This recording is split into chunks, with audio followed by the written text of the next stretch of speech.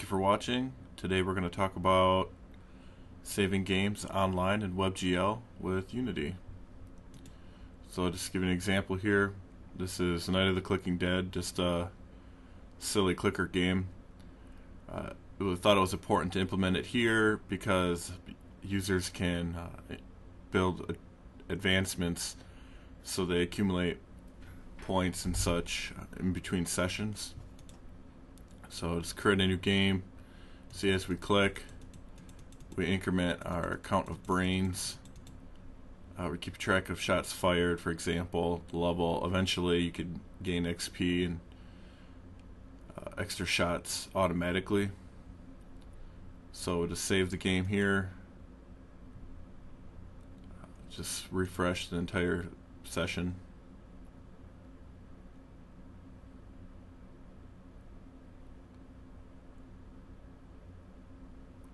Then we could load our game. You see we continue where we had left off, 19 brains. So let's talk about how to do that.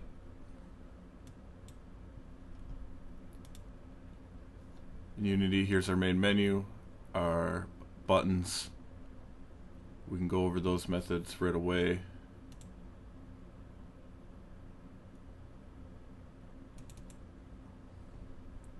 So when we launch a new game, we just enter that scene. And the difference here, when we load the saved game, we still go to that scene, but first we have the static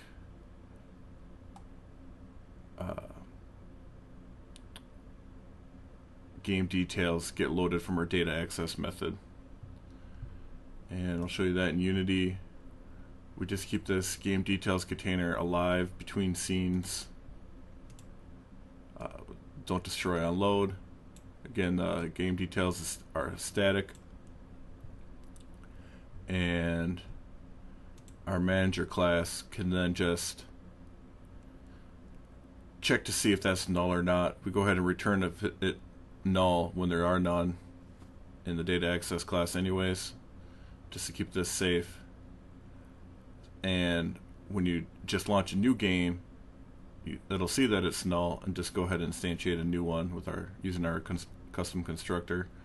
I'll show you the game details class. You could use this any way you need to. A lot of times when people want to save, they go to player prefs. This is just a more advanced way, I think, and actually a little less hackable way. So you can see here we're just keeping track of like what you would expect: XP, their multiplier, which they can advance later, current gun, things like that. And so the way that this really all happens is through data access. I'll show you these imports later, but basically we leverage this persistent data path, which Unity already went through the trouble of making this fairly platform safe. We have to use a little bit of JavaScript to make it work for WebGL, but it's pretty simple. This is all kind of boilerplate serialization. I kind of did it a little bit blocky. For instance, if the file already exists, I just write over it with empty string, but you can just create it when it's not there. The main difference between serialization that you may have seen before and the WebGL version is we have to call this sync files.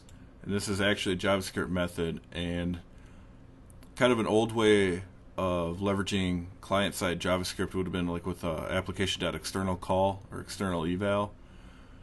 But then you have to embed that JavaScript onto your web page, and then now you have this coupling between your project and where you happen to deploy it, which I think is kind of sloppy.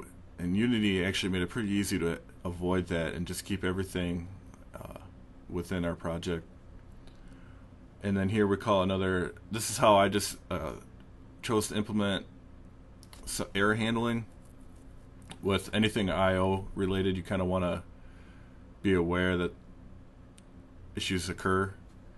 So I just put in a try catch, and then I'll just throw a modal in the browser saying that there was an error.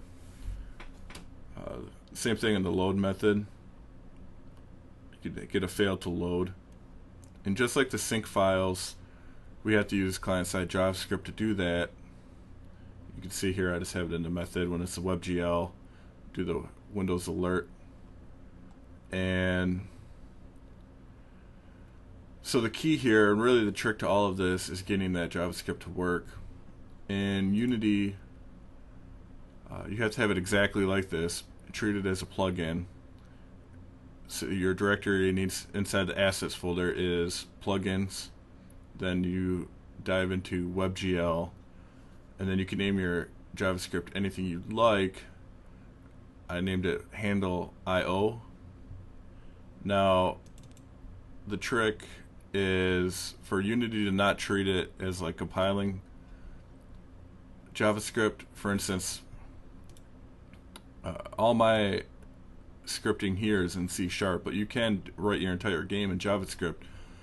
To tell Unity the difference is you just have to name it JSLib, or library for short, and then the Unity compiler will skip that.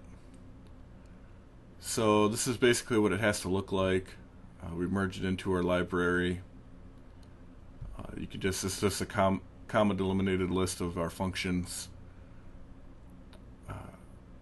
Now we're passing that message in from our script, and in order to do that, you do have to send it, in order to use it and not have it just be some random number, you do have to pass it into pointer underscore stringify. That's pretty simple. You wouldn't have to do that if you just hard-coded a string in this JavaScript. And then here's our sync files. It's just pretty empty for now. This is really all it needs. Unity uses some third-party software to make this all work, and kind of creates like an HTML client-side browser caching or storage. The caching's probably the wrong term there. It's actually fairly more persistent than that. And basically, if you put this persistent data path, if you just sent that to the screen, if you were running it as a desktop application, you would see basically the path that you create in the build settings. So you get your company name, your product name. That's kind of the directory that it uses. When you do it for online, it leverages that third-party software, that browser storage. I think there is a limit to that storage. It might be as low as 5 megabytes, but we're okay because we're storing a binary representation of our game details class. And for that to work, we need to designate the class as serializable, and then each of these data types themselves also have to be serializable. So the more complex collections may not work. You might have to drop things down to arrays, but that's easy enough to Google. And that's really it. The JavaScript methods that we have in our library, we just need to import those here. You just follow this. It might be hard to tell. This is actually 2 underscores in front of the internal. These are our external methods. Same. I just named them the same. We're passing in a message, and again, I'll just show you how I'm using those in this platform safe function. Just call it like we would a normal method. And that's it. It's that simple. Now you can store your game state for users. It's all client side. And thank you for watching.